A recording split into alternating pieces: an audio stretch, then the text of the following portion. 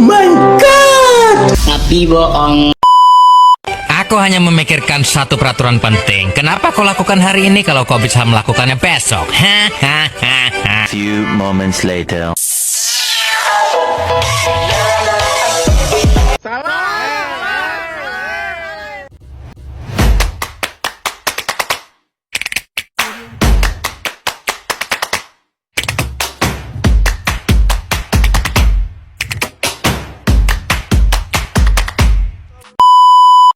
Assalamualaikum warahmatullahi wabarakatuh.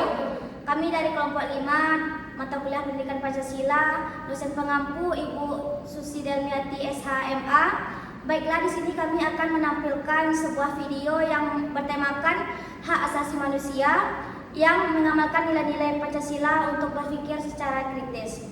Perkenalkan, nama saya Syifa Fauzia dengan NIM 25016202 sebagai dosen. Saya Ajrina Amalia dengan NIM 25016192 sebagai mahasiswa. Saya Amanda Prasabila dengan NIM 25016119 sebagai mahasiswa. Perkenalkan, nama saya Dinda Fadila Rahmi dengan NIM 24086033 berperan sebagai mahasiswa. Perkenalkan, nama saya Nita Hasana dengan NIM 25016200 berperan sebagai mahasiswa. Perkenalkan, nama saya Ayu Mardia dengan NIM 25016189 dan berperan sebagai mahasiswa. Perkenalkan, nama saya Alexa Renita dengan NIM 25016193 sebagai mahasiswa. Perkenalkan, nama saya Aisyah Azria dengan NIM 25016191 berperan sebagai mahasiswa.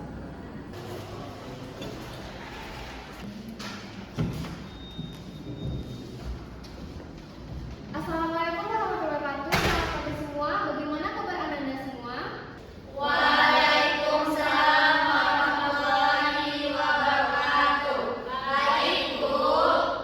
Baiklah, di minggu kali ini tugas kita akan lebih sulit karena di sini kita tidak hanya memahami nilai Pancasila dan hak asasi manusia, tetapi dalam bentuk karya video yang informatif dan inspiratif. Di sini saya melihat bagaimana Anda memandang nilai kemanusiaan di tengah derasnya arus globalisasi. Siapa yang ingin menjelaskan konsep awalnya? Saya, Bu. Pembagian tugasnya sudah rapi. Jadi kami akan membuat video yang terasa dekat dengan kehidupan mahasiswa. Jadi bukan hanya teori saja, tetapi juga cerita nyata dan refleksi sosial. Bagus sekali ya, Jina. Coba kamu ceritakan alurnya.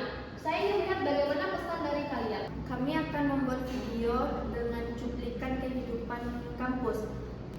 Lalu saya menjelaskan HAM dari sudut pandang konstitusi, tapi saya tambahkan juga pendekatan melalui moral sila kedua.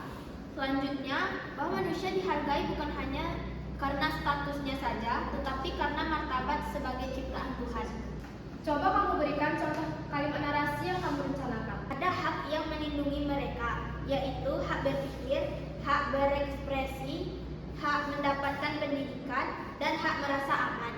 Namun, apakah semuanya benar-benar kita rasakan?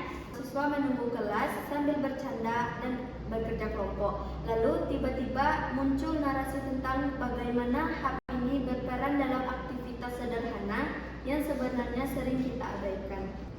Jadi seperti ini, Bu. Di balik setiap langkah mahasiswa di kampus, Saya ingin membawa kasus tentang mahasiswa yang mengalami pelecehan verbal terkait fisik dan latar belakang ekonomi. Di kelas tidak ada yang berani menyampaikan hal tersebut. Saya kebetulan mewawancarai beberapa mahasiswa. Banyak dari mereka merasa lingkungan digital kadang merasa lebih kejam daripada dunia nyata. Saya ingin menampilkan potongan wawancara singkat agar videonya terasa nyata yang akan dijelaskan oleh Mas Cici.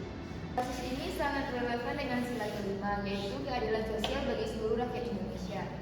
Banyak pelanggaran HAM dari ketimpangan perilaku dan kurangnya empati. Kalau kita tidak menanamkan nilai Pancasila sejak dini, kita hanya akan mengulangi siklus ketidakadilan. untuk jembatan antar adegan, saya merencanakan seperti ini. Ketika kata-kata menjadi suatu senjata dan ruang belajar berubah menjadi medan tekanan. Nah, di sini timbullah titik Pancasila hadir sebagai moral, mengajarkan kita untuk melihat manusia bukan sebagai objek lelucon, tetapi juga subjek yang harus dihormati dan saling juga menghargai. Untuk visualisasi kasus ini, saya ingin membuat adegan yang dimana Ainun yang memerankan sebagai korban, dia duduk sendiri di perpustakaan, terdengar suara bisik-bisik seperti cemooh, lalu muncul teks overlay yang menjelaskan tentang bentuk-bentuk HAM.